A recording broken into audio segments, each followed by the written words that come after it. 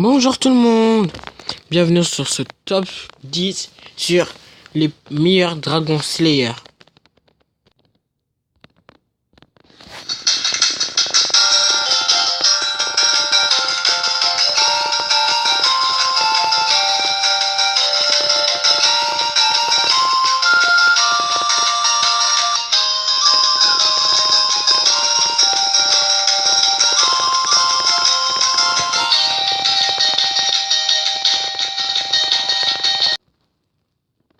En dixième position, on retrouve God Serena avec sa magie de Dragon Slayer de 8 Lacrima en lui.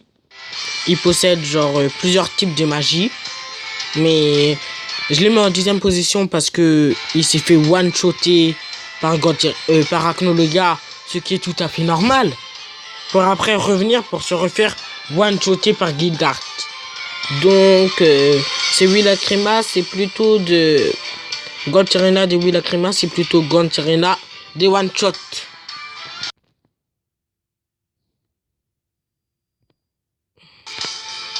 En neuvième position, ce sera Rogue, parce que, en vrai, Rogue, je l'ai jamais vu.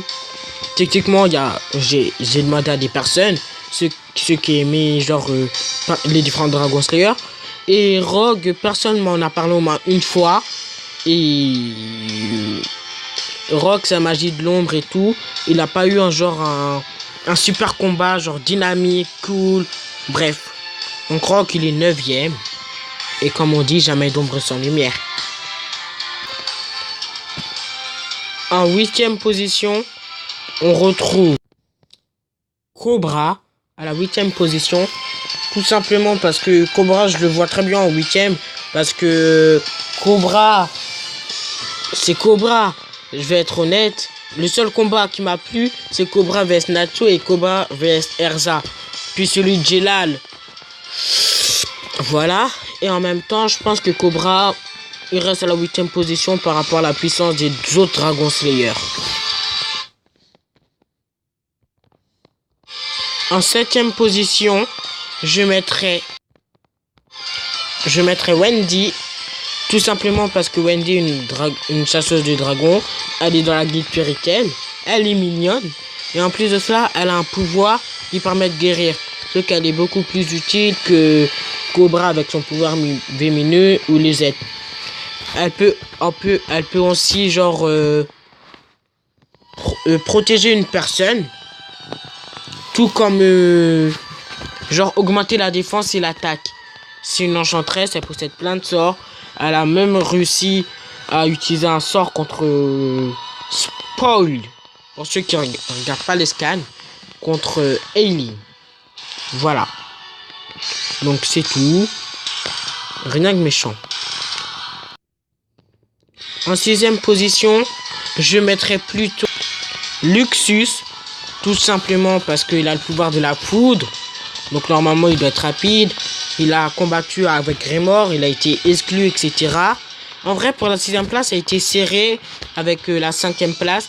Mais pour moi, Luxus restera la personne de 6ème place qui a quand même lutté contre sa propre guilde pour devenir maître, qui est redevenu membre de la guilde.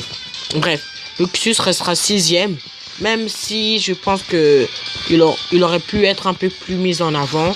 Je pense que 6ème place est plutôt très bon pour lui, pour sa puissance, pour sa magie, et surtout parce que c'est pas le premier Dragon Slayer dont j'ai pensé. Donc voilà. On rentre dans le top 5. Dans le top 5.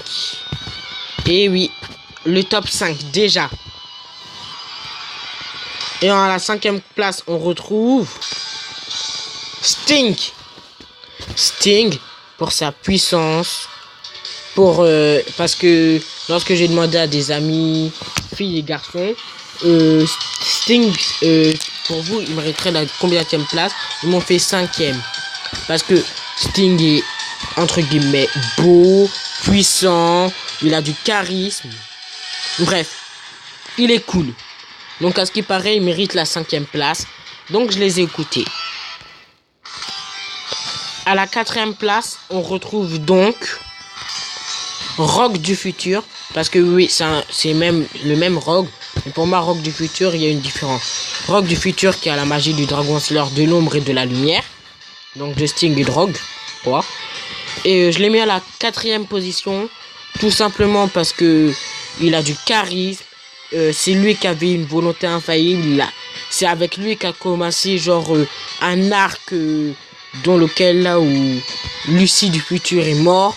Un arc lequel on a vu pour une fois que les Dragon Slayer ne sont pas en mesure de vaincre un vrai dragon.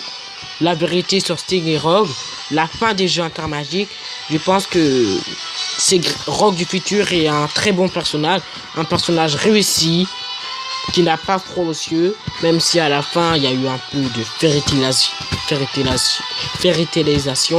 Tout simplement parce qu'à la fin il fait et là-dessous s'il te plaît. Pour que je change, il faut pas que que Frosh meure. Donc pour moi, il mérite très bien sa place de 4e. En 3e place, on retrouve donc Gadjil, le Dragon Slayer de l'acier. Je le mets en seconde place parce que c'est... en 3e place, pardon. Je le mets en 3e place parce que... Excusez-moi, il fait tard, c'est la nuit, j'ai besoin de sommeil, voilà. Donc je le mets en 3e position. En 3e position, tout simplement parce que il sera toujours second après Natsu. En level de puissance, voilà. On n'a rien à dire, hein. Et surtout, c'est parce que c'est le premier ennemi de Fairy Tail, le premier Dragon Slayer que Natsu a combattu, que Natsu a vu, que voilà. Donc pour moi, voilà. Il a toutes ses chances, voilà. Donc pour moi, Gadjil, 3e position, rien à dire.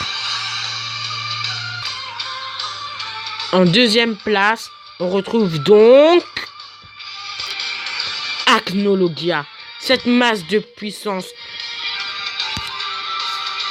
cette puissance colossale, ce pouvoir, sa magie, juste son Dragon Slayer, c'est l'élément spoil, magie. Magie. Et oui, son élément, c'est la magie. Et oui, celui qui a one-shoté God Serena, celui qui a détruit l'île Tenjorima, celui qui avait détruit toutes les personnes sur l'île de Tenro, qui a mis à terre, qui a mis en PLS les 7 Dragon Slayer. Non, franchement, Acnologia, 20 sur 20. Il aurait pu mériter la première place, mais malheureusement, il n'a pas l'étoffe d'un héros. Et lorsque Natsu l'a battu, bien évidemment, vous savez qu'est-ce qu'on dit, hein? Je ne vais pas vous dire qu'est-ce qui s'est passé, à vous de lire les scans. Donc voilà, en seconde place. Et en première place, on retrouve donc forcément Natsu. Et oui, il a impressionné le petit, hein. Natsu se retrouve à la première place parce que c'est lui le héros, hein, on va pas se le cacher. Et parce que forcément, il est le plus fort. Il a eu de super bons combats. Cobra vs Natsu. Midnight vs Natsu. Zero vs Natsu. Le combat final, le Acnologia Natsu. Ouais, parce que voilà. Il y a eu plusieurs combats finaux. Bref, je vais pas tous vous les citer, hein. Et en plus de cela, Natsu est le plus puissant des Dragon Slayer. C'est le roi des dragons. Le roi des dragons de feu. Et le roi des dragons tout court. Son père qui est Ignir. Et bah oui. Natsu, t'as le droit d'être content, hein. À la première place de ce tour de 10. Donc voilà. Et comme à par hasard, là c'est le thème des dragons. Donc pour moi, Natsu mérite d'être premier. Juste pour son pouvoir de feu. Même si je pense qu'un Dragon Slayer de glace serait fallu. Et Grey le feu. C'est plutôt un super Dragon Slayer. La première fois qu'on l'a vu. Le mal de transport. Bref. Avec Natsu on a rigolé tout comme pleuré. On a joué tout comme on s'est ennuyé. On a fait des missions. On a pleuré. On le connaît parfaitement. Et pour moi, c'est le moment que encore la vidéo. N'oubliez pas les pouces bleus, un commentaire, ça fait toujours plaisir. Abonnez-vous à la chaîne si mes vidéos vous plaisent. Et maintenant, on se revoit pour une prochaine vidéo. Zip.